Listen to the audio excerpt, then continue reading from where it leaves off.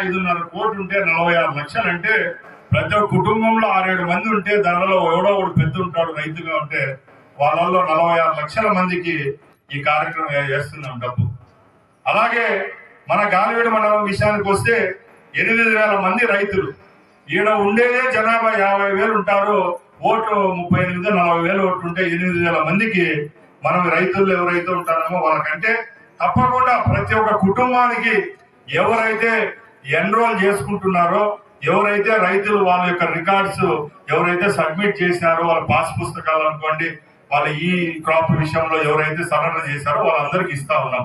మిగతా వాళ్ళకు కూడా ఇవ్వడం అని చెప్పడం లేదు. ఇప్పుడు కూడా మీ రైతు కేంద్రాలు ఏవైతే ఉన్నాయో అక్కడికి పోండి. ఎవరన్నా రాని వాళ్ళు ఇప్పుడు కూడా చెప్తున్నాం, చాలా ఇళ్ల దగ్గరికి పోతానంటే మా బిడ్డలకు అమ్మఒడి ఏదంటారు తల్లికి వందనం, జగన్మోహన్ రెడ్డి గుర్తొస్తాయి. ఎందుకంటే తల్లికి వందనం కార్యక్రమం ఏదైతే ఉందో అది కూడా రాలేదనే వాళ్ళకు కూడా క్లియర్ గా చెప్తున్నాం. మీరెవరికి రాలేదో మీరు పోయి ఆఫీసులకు పోయి సెక్రటేరియట్ ఏదైతే ఉందో సచివాలయాలకు పోయి మీరు అప్లై చేసుకుంటే తప్పకుండా ఆ డబ్బులు కూడా మీ అకౌంట్ లో పడే పరిస్థితి. ఇక్కడెక్కడ దళారీ వ్యవస్థ లేదు. ఇప్పుడు కూడా ఈ 8,365 మంది ఎవరైతే రైతులు ఉన్నారో వీళ్ళకు తప్పకుండా ఈ రోజు సాయంత్రము రేపు పొద్దున్న లోపల డబ్బు పడుతుంది. మన ముఖ్యమంత్రి గారు కూడా మన ఉమ్మడి జిల్లాలోనే ఈ రోజు కమలాపురం తాలూకా పిండిమల్లిలో ఈ కార్యక్రమాన్ని ఓపెన్ చేస్తున్నారు కాబట్టి రేపు 5,000 రూపాయలు పడుతుంది. ఒక వారం రోజులు రాయచోట్ల ఉన్న అంగళ్ళన్నీ కిటకిటలాడతాయి. ఈ డబ్బులు పడినప్పుడే బాగా జరుగుతాయి అంగళ్ళు కూడా. అందుకు ఏదో ఒక స్కీమ్ పడుతుంది. మన ఆగస్టులో డబ్బు పడింది, ఇప్పుడు పడుతుంది. మళ్ళా తల్లికి వందనం నెక్స్ట్ ఇయర్ పడుతుంది. మళ్ళీ రేపు ఏప్రిల్ లో మళ్ళా ఈ మిగిలిన స్కీమ్ ఏదైతే ఉందో ఆ డబ్బులు పడతాయి. ఇలాగా గవర్నమెంట్ ప్రతి ఒక్క దగ్గర తమ వంతుగా పెద్దన్న పాత్ర మన ప్రభుత్వం, మన ముఖ్యమంత్రి గారు నిర్వహిస్తున్నారు. కాబట్టి తప్పకుండా ఇక్కడ ఉన్నవారు ఏ పార్టీలతో సంబంధం లేదు. ముందు ప్రభుత్వం లాగా మా పార్టీ వానికే ఇస్తాం, మా ఏరే పార్టీ వానికి ఇవ్వడం అనే పరిస్థితి ఎక్కడా లేదు. అందరికీ లబ్ధి చేరే విధంగా ఈ ప్రభుత్వం చర్యలు తీసుకుంటుందని తెలియజేసుకుంటున్నా. అలాగే మన నియోజకవర్గం విషయానికి వస్తే అనతి కాలంలోనే ప్రభుత్వం ఏర్పాటైన 16 నెలల్లోనే ఏ నియోజకవర్గానికి దక్కని గౌరవం మనకు దక్కింది. మన ముఖ్యమంత్రి గారు 6 నెలల ముందు 7 నెలల ముందు సమయపల్లికి వస్తే మొన్న హౌసింగ్ స్కీమ్ ఏదైతే ఉందో రాష్ట్ర వ్యాప్తంగా 175 నియోజకవర్గాలకు సంబంధించిన స్కీమును కూడా మన నియోజకవర్గంలోనే స్టార్ట్ చేసినారు. కాబట్టి చాలా మంది మన నాయకులు ఉన్నారు. ఇక్కడ ఉన్న మహిళా మనకు అందరికి చెప్తున్నాం, చంద్రబాబు నాయుడు గారి లక్ష్యం ఒకటే, ఎక్కడ పేదవాళ్ళకు అనే వాళ్లకు నాకు ఇల్లు లేదు అనే పరిస్థితి ఎప్పుడు రాకూడదు అనే లక్ష్యంతో ఈ రోజు ప్రతి ఒక్కరికి ఇల్లు ఇచ్చే కార్యక్రమాన్ని ఎన్టీఆర్ హౌస్ స్కీమ్ తీసుకొని వస్తున్నాం. తప్పకుండా మీ ఇంటి దగ్గరకు వచ్చే అధికారులు, హౌసింగ్ అధికారులు అయితే ఎవరైతే ఉన్నారో వాళ్ళ దగ్గర మీరు నమోదు చేసుకోండి. లేకుంటే మీకు ఇంటి అడుగులు ఎవరైతే ఉన్నాయో మీ స్థలం మీకుంటే ఎంఆర్ఓ దగ్గరకు వచ్చి పొజిషన్ సర్టిఫికెట్ తీసుకుంటే తప్పకుండా ఎవరికైతే ఇల్లు కావాలో వాళ్ళకు కూడా ఈ ప్రభుత్వం ద్వారా ఇల్లు ఇప్పించే పథకాన్ని కూడా దగ్గరలోనే ఈ రాష్ట్ర ప్రభుత్వం తీసుకొని వస్తుంది.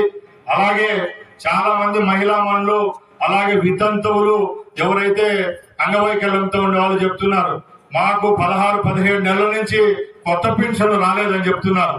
ఇది ప్రభుత్వం దృష్టిలో ఉంది. ఇప్పటికి కూడా ప్రతి ఒక్క నెలకో 1.5 నెలకో సదరన్ సర్టిఫికెట్ తీసుకుంటున్నాము. తప్పకుండా మన ప్రభుత్వంలో కొత్త పెన్షన్లు వస్తాయి. తప్పకుండా ఎవరైతే లబ్ధిదారులు ఉన్నారో వాళ్ళందరికీ కొత్త పెన్షన్లు కూడా ఇప్పించే బాధ్యత మేము తీసుకుంటామని తెలియజేసుకుంటున్నాం.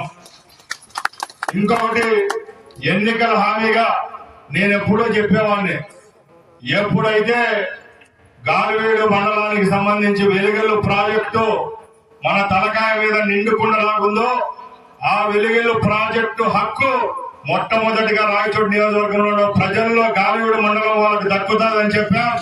అదే మాట నిలబెట్టుకుంటున్నాం. మన బాబురెడ్డి గారు ఉన్నారు, ఎక్స్ఎంపీపీ గారు, ఈ 2-3 నెలల ముందు ఫస్ట్ ఆయన నాకు ఫోన్ చేసి అడగడం జరిగింది.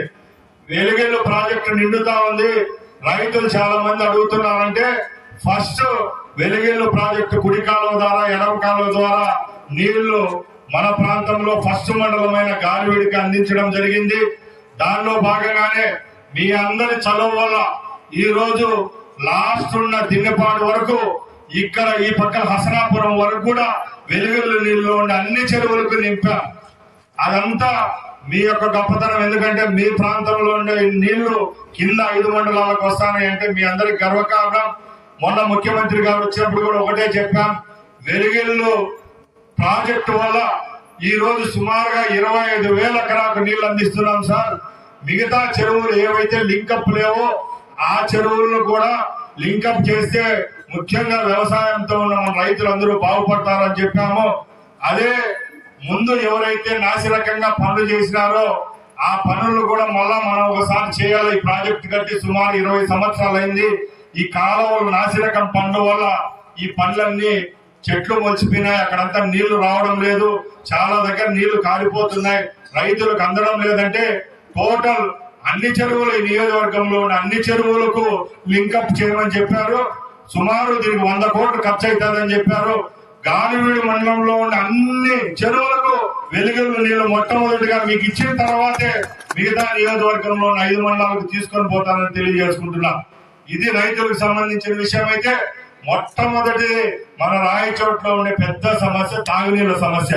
ఆ సమస్య తీరితేనే మనకు అర్థం బాధ్యత తీరిపినట్టు. దానిలో భాగంగానే ఈ ప్రభుత్వం ఏర్పాటైన తర్వాత మొట్టమొదటిగా ఒకే నిర్ణయం తీసుకున్నాం. ఈ 5 సంవత్సరాలు ఏ పని చేసినా ఏ పని చేయకపోయినా మనకు ఊరు పలకరించేవాడు అడిగేవాళ్ళు లేడు. మనం పల్లెలకు పోతే మన అక్క చెల్లెలు ఉన్నారు, ఖాళీ బిందెలతో ఎదురొస్తున్నారు. నీళ్లకు కిలోమీటర్ల దూరం నడుస్తూ ఉన్నారు. ట్యాంకు నీళ్లు కొనాలంటే 600 రూపాయలు, 800 రూపాయలు, బోర్లు వేస్తే 1000 అడుగులు కిందికి వెళ్ళిపోతాందనే పరిస్థితుల నుంచి మొట్టమొదటి ఎమ్మెల్యే మంత్రి అయిన 1వ రోజు నుంచి పోరాడితే మొట్టమొదటిగా ఈ రాష్ట్రంలో జల్ జీవన్ మిషన్ కింద 350 కోట్ల రూపాయలతో మనకి ఈ రోజు 6 మండలాలకు పైపులు కూడా వచ్చేసినాయి. మీరు చూస్తూ ఉంటారు. ఎందుకు చూసారు పైపులు చెప్పండి? లారీలు వచ్చిన పైపులు చూడండి. ఆడవాళ్ళు నమ్మడంలా. మీరు చూడండి తల్లి, ముందు అబద్ధాలు మాట్లాడి మీరు ఇప్పుడు ఎట్లా అనుకుంటారు. పైపులు కూడా వచ్చేసినాయి. రేపు 3.5 సంవత్సరం తర్వాత ఏ ఊరికి పెద్ద పైపులో కుళాయి నీళ్ళు వచ్చిన ఊరికే ఓట్లు అడగని వస్తాం. రాని ఊర్లకు